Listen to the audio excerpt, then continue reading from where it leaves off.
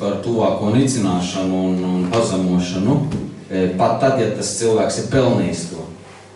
Un bieži vien mēs sev attaisnojam tas, ko arī Janiks teica, jā, it kā, labi gribēdams, tad jānorāda fakts, tad ir, viņš tāds lubraks vai jefiņš vai vienalga kā, ja, bet atceramies vienu lietu pēc Dieva vārda, ka Dievs saka, kas pirmkārt uzsmoja slepkavu, ja, otrkārt tas, kas to dara, tiks sodīts, tas, kas to dara, tas attiecās uz visām sievietēm, kas pārmet saviem vīriem.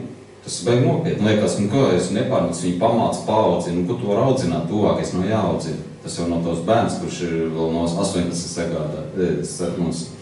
sasniedz, ja.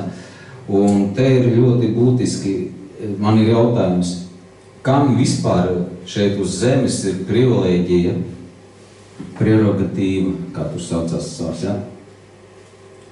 Prerogatīva, kādu apsaukāt, pazemot. Kam ir tāda? Privilēģija. Kam ir tāda privilēģija? Es parunāsim vienkārši, ja? Kam ir? Redz, saka nevienam. Tā. Viss piekrīt, ka nevienam nav privilēģija tāda. Tomēr ir kāda. Kurš tas ir? Kam tāda prioritāte? Privilēģija. Privilegatīva, ja? Viņam vienīgam, Dievam. Herodu nosauc pa labs. Labi, tu tur gribi šarpāk, kur viņš teica, jā, tur dzīvnieciski, bet bija vēl šarpāk, kur Dievs teica, tu esi muļķis, bezprātis, oriģināli rakstīts muļķis. Varbūt būtu tāds vārds viņiem zināms, varbūt būtu lubraks. Un kam viņš to teica? Varat atcerēties? Bija viena veida cilvēkam viņš to pateica. Kas nojauc savus šķūņus, atceramies, jā? Jo liela raža, kur man likt, uztaisīšu jaunu šķūni, tur salādēšu visus savus krājumus un kā uzdzīvoši. Miers, beidzot, jā, nav jāstrādā. Un ko Dievs teica, jā? Bezprāts. Mums ir ļoti zolīdi iztulkots, mēs jau Latviju Pāliņu tā mēģinam tulkot savādāk nekā oriģinālā, bet oriģinālā tur ir muļķis. Un kāpēc Dievs to var darīt un tu to nevar darīt? Kāpēc? Tu? Redz. Skaidrs. Tāpēc, ka tad, kad tu to dari pēc būtības, tu neesi labāks par to cilvēku, kur tu nonicini vai pazemo. Ja konstatē faktu, zin tāds aizsaks, es konstatēju faktu. Es jau neko dusmēju, es konstatēju faktu. Labi, viena lieta, ja tu konstatē, bet cita lieta, kas te notiek iekšpusē. Tur kaut kā konstatācija nav, tur ir dusmas, vai ne? Dusmas. Kas par dusmām ir rakstīts? 1. Jāņa 3.15. Varam uzšķirt 1. Jāņa 3.15. 1. Jāņa 3.15. Katrs, kas savu brāli ienīst, ja tur jau sirds līmenī, ir slepkava. Un jūs zināt, ka neviens slepkava nepatur sevī mūžīgo dzīvību. Jā, 14. pantā.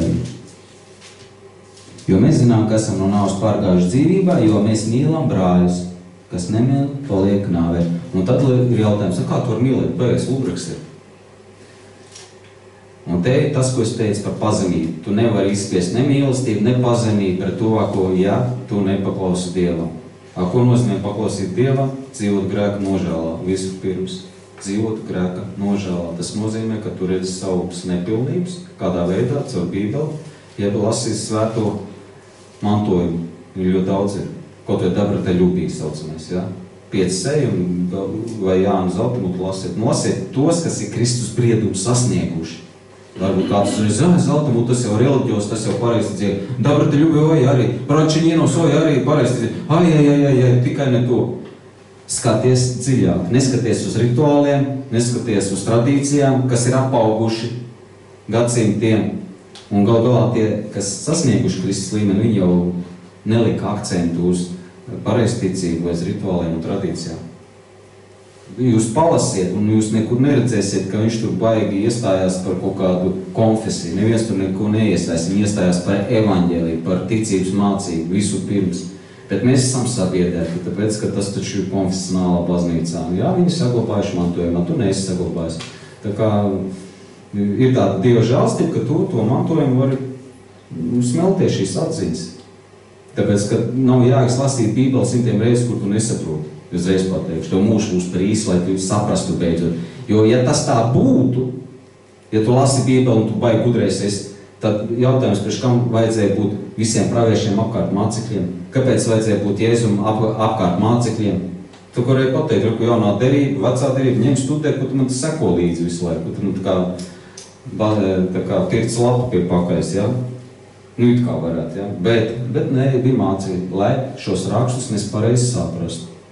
Nu labi, es bišķi tā kā novirzījos, bet ko es gribēju pateikt? Vienīgā privilēģija, kas var apsaukāt, nu, ja tā var teikt, ja?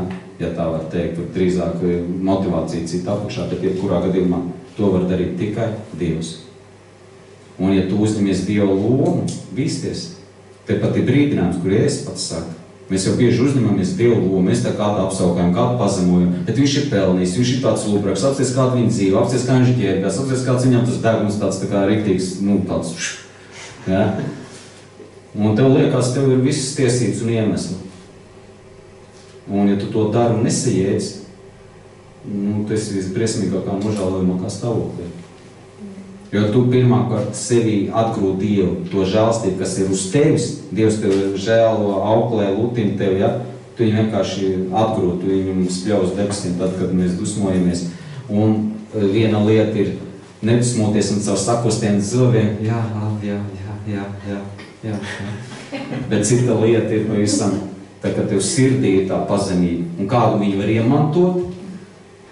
Caur grēka nožēlu. Caur grēka nožēlu, tā kā tu redzi savus netīrības. Jo tad, kad jebkurš cilvēks kādu nonicina, atcerieties uz visiem laikiem, ka tevī ir 100 reizes vairāk trūkumu nekā tam tuvākajam, kur tu nonicini. 100 reizes vairāk. Un es pateicīgs Dievam, ja tu to var redzēt. Ir daudz lietas, ko mēs neredzam, ko Pāvils saka, tajā dienā atklāsies tas, kas mūsu sirdīs, kādi mēs esam, tajā dienā. Kurā dienā? Tiesas dienā. Un tad, ko tad tu teiksi, ja tu būsi darījis šito te, kādu pazemojis, pārmets kādam, kā tu attaisnos sevi Dievu priekšā? Kad Dievs tev parādīs, pasties, kāds tu vispār mājas, kāpēc tu teiks, bet es tad tajā brīdī nezināju. Un tāpēc jau Dieva vārds māca, ka mēs visi esam pazaudējuši dievišķo slavu un godību. Mēs visi esam kā sārņains drēbes. Mēs visi esam vienkārši nožēlojami cilvēki. Tas, ka Dievs tev neļauj visu ieraudzīt, tā ir Dieva žēlstība, ka viņš neļauj tev redzēt visus tavus trūkumus. Ja tu to ieraudzītu, tev uzreiz gribētos laikam nošauties. Pāvils saka, tad jau man vispār no pasaules jāiziet, ja man visu pasauli tā apspiež un ir grūti iemantot dievbijību, ja? Jo tur tu būsi lielā šokā. Tu būsi lielā šokā, ja tu ieraudzītu tāds, kāds tu patiesībā esi Dieva gaismā. Bet es pateicīgs Dievam, ka tu vari un tev ir iespēja studēt ticības mācību, lai ietu dziļāk dievbijībā. Pretējā gadījumā, ja tu to nedari, es tev reiz varu pateikt, ka ticība ir apstājusies un bīsties, ka tu nenonāc ellē ar visu savu ticību. Tu tic Dievam, bet tu ej uz elli. Baigā perspektīva, ne? Stulba perspektīva. Un lai tas tā nebūtu, un lai būtu tas apsolījums, ka Dievs teica, ka neviens no manas rokas neizraus, mana mīlestība ir tik liela. Kurā brīdī neizraus? Tad, kad tu paklausi Dievam visu laiku, nevis no viena nāves grēka tika vaļā un tagad staigāšu vilkodājums, vārdā kasīdams. Nē, visu laiku tur ir jādzīvot dievbijībā. Kā Pāvils, viņš sasniedz Kristus pilnību, un viņš teica vienalga, es esmu mazākais no brāļiem. Es esmu kā nelaikā dzimušais, nees, bet Dieva žēlstība. Pa Abrahām, ja es tur parādītu jums raksturvietas, ka viņa pazemība, tas ir vispār unikāli. Mēs jau tikai izlasām, jā, Abrahām stāst, viņš tur dzīvoja, tad viņš aizgāja tur nezinu kur, tad tur apprecējās, tur dzemdēja, nu tādas liekas tā. Bet tā, ka tu iedzinātos un pastītos, nu, ja varētu būt laiks mums parādīt tās raksturvietas, kāda viņa pazemība, tāpēc, ja es saku, ja jūs esat Abrahām dzimums, tad dariet arī viņa darbus. Un tad jautājums, kāds darbus? Staigāt, iet kaut kur, nezinu kur. Nē, tur bija konkrēti. Tur bija daudz tādi momenti, pazemības, nošķirtība no pasaules. Tur būtu daudz ko pamācīties. Nu labi, es tā īsumā gribēju pateikt vienu lietu. Nekad pret tuvāko, nesiet ar pārmetumiem. Sevišķi ģimenēs tas notiek. no sievas puses pārmet. Sevišķi Gunta un Gunčas un Guntas ģimenē tas parasti notiek. Kad vīrs ir neticīgs, sievi ticīgi, vai arī citā gadījumā ir arī citas ģimenes, arī kuri Gunči un Gunta, un tur arī ir tāpat, ka tur ir abi ticīgi it kā, un arī problēmas ir. Tur ir kombinācijas visdažādākās. Vienkārši ņemiet vērā to, ka mums nav tiesības, vienkārši nav tiesības. Grūti to saprast, grūti izpildīt šo pausli, ja? Nedusmot uz tuvāko, jo tad uzreiz ir slapka un tu zaudē mūžīgo dzīvību automātiski, jo tā ir pirmkārt arī nepiedošana.